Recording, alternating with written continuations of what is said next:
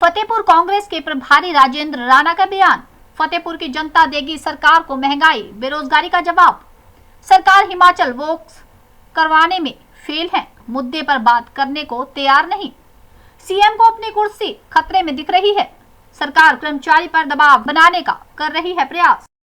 सरकार कर्मचारी और फैक्ट्रियों के लोगों को डराकर काम करवाने की कोशिश कर रही है। कर्मचारी सरकार से नाराज हैं और इस बार सरकार को जवाब देने के लिए भी तैयार हैं। किस तरह देखते हैं सर, फतेहपुर उपचुनाव में आप प्रभारी भी हैं, किस तरह जो है वे कार्यक्रम चल रहे हैं और भाजपा के तो आरोप है कि कांग्रेस जो है फील्ड में नहीं दिख रही है। भाजपा के क्या आरोप है कि फील्ड में कांग्रेस जो है वे नहीं दिख रही, भाजपा जो है पूर्ण बहुमत से जो है जीत कर निकलेगी सामने। देखिए, भाजपा को इसी मुखालफते में रहने दीजिए कि कांग्रेस फील्ड रही है।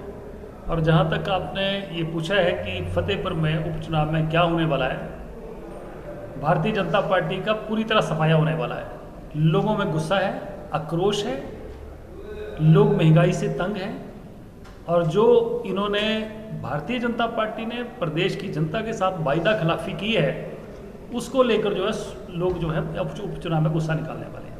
आप देखिए, महंगाई आसमान पार कर रही है। बेरोजगारी तो थी, पर बेरोजगारी और बढ़ गई है क्योंकि जो लोग रोजगार में लगे थे वो भी बेरोजगार हो गए। आप ये देखिए कि भ्रष्टाचार के नए आयाम इस सरकार में स्थापित हुए हैं। 20,000 करोड़ रुपए का तो फर्जी डिग्री मामला सामने आया है। कोरोना काल में हेल्थ विभाग में, आयुर्वेदिक विभाग में घोटाला हुआ है। इसके अलावा अनेकों ऐसे मामले हैं जो भ्रष्टाचार के निकल कर आए हैं। इसके अलावा पूरे प्रदेश में विकास नाम का कोई चीज़ नहीं है। आप फतेहपुर की बात कर रहे हैं। फतेहपुर की जनता से मैंने पिछले कई दिनों से मैं इस चुनाव क्षेत्र में काम कर रहा हूँ। मैंने पूछा कि आखिर 4 साल सरकार के भारतीय जनता पार्टी के हो गए, आखिर इस चुनाव क्षेत्र में क्या क्या काम हुए। तो इस चुनाव क्षेत्र में विकास के नाम पर शून्य, 0। अब प्रदेश की इस चुनाव क्षेत्र की जो फतेहपुर की जनता है, इनको नंबर दे तो दे किस बात की। काम इन्होंने नहीं किया, महंगाई इन्होंने बढ़ाई, बेरोजगारी इन्होंने बढ़ाई, भ्रष्टाचार इनकी सरकार में हो रहा है, तो किस बात के वोट दें। तो इसलिए कर्मचारी प्रदेश का जो है वो इनसे इसलिए खफा है कि उनके साथ जो वायदे थे वो पूरे नहीं हुए। उनको मिलने वाले जो हक थे उनके, वो उनसे उनको जो है महरूम रखा गया। तो इसलिए लोगों में आक्रोश है और लोकतंत्र में लोगों के पास एक ही हथियार है कि जब उनके साथ बेइंसाफी हो, लोगों में गुस्सा हो, तो सिर्फ वोट के अधिकार के माध्यम से ही वो गुस्सा निकाल सकते हैं। और मैं किस तरह देखते हैं इस आचार संहिता के दौरान इस बैठक? बिल्कुल, आपने बहुत अच्छा पूछा। मेरे पास सूचना है, मेरा अपना तंत्र है, मेरी अपनी यहाँ की अपने नौजवानों की जो CID रिपोर्ट है वो ये कह रही है कि कर्मचारियों के ऊपर, अधिकारियों के ऊपर और जहाँ जहाँ फैक्ट्रियों में लोग काम कर रहे हैं उन लोगों के ऊपर ये सरकार जो है, इनके मंत्री जो हैं और भारतीय जनता पार्टी के नेता उनके ऊपर दबाव बना रहे हैं कि अगर आपने वोट नहीं दिया तो आपकी ट्रांसफर कर दी जाएगी, आपके जो है लोगों को उनको प्रताड़ित किया जाएगा।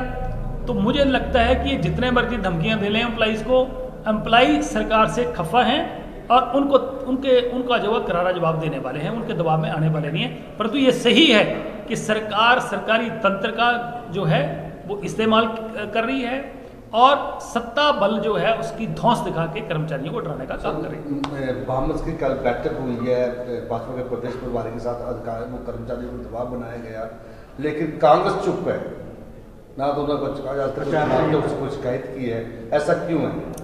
देखिए, मुझे अभी जानकारी मिली है सवेरे कि एक कर्मचारियों के ऊपर दबाव बना रहे हैं, पर मैंने आपको जवाब दे दिया कि सत्ता भी इनकी है, सत्ता की धौंस भी ये चला रहे हैं, लोगों को डरा भी रहे हैं। और जितना ये लोग डराने वाले हैं, डराएंगे, उतने ही इनके खिलाफ बात जाएगी। और कर्मचारी इनके दबाव में, इनके डराने से कोई दबने वाले नहीं लग रहे। मुझे मेरे से मिल रहे हैं कर्मचारी, मिल रहे हैं, टेलीफोन कल भी बात कर रहे हैं कि हम तो ऐसा है कि अगर वीरभद्र सिंह जी कांग्रेस पार्टी के बहुत वरिष्ठ नेता रहे हैं और सुजान सिंह पठानिया जी भी कांग्रेस के बहुत वरिष्ठ नेता रहे हैं जिन्होंने इस क्षेत्र की सेवा की है, तो क्या इनको लगता है कि बीजेपी के लोगों को लगता है कि ये कांग्रेस के आदमी नहीं है? और रही पोस्टर्स की, होल्डिंग्स की बात, उसका ऑर्डर प्लेस हो गया है और आने वाले 1-2 दिन में जगह जगह सब होल्डिंग नई होल्डिंग के रूप में आपको दिखने को मिलेंगे। क्योंकि बहुत सारी जगह कई बार जो पोस्टर्स हैं फाड़ दिए जाते हैं। इसलिए हमारी अपनी इंटरनल प्लानिंग है, हमें क्या करना है, ये हमारा अंदरूनी मामला है कि हमने कब किसका पोस्टर लगाना है, कब क्या करना है, ये हमारी अंदरूनी मामला होते हुए हमारी अपनी रणनीति है। सर, अन्य जगह पर जो कांग्रेस के नेता उनके नाम पर वोट मांगे जा रहे हैं, उनकी श्रद्धांजलि के नाम पर वोट मांगे जा रहे हैं, लेकिन फतेहपुर में कुछ ऐसा नहीं है, तो क्या बात है सर कि फतेहपुर में भी वो दोहराया जाएगा श्रद्धांजलि का नाम, या इसी तरह चला वैसे चलेगा? नहीं, कौन कहता है कि राजा वीरभद्र सिंह का नाम यहाँ नहीं लिया जा रहा है? कौन कहता है कि सुजान सिंह पठानिया स्टार न्यूज के लिए फतेहपुर से विजय सन्याल की रिपोर्ट। का नाम नहीं लिया जा रहा है? ये भारतीय जनता पार्टी के लोग बोल सकते हैं। इस क्षेत्र की जनता ना तो राजा वीरभद्र सिंह को, ना श्री सुजान सिंह पठानिया को भूल सकती है।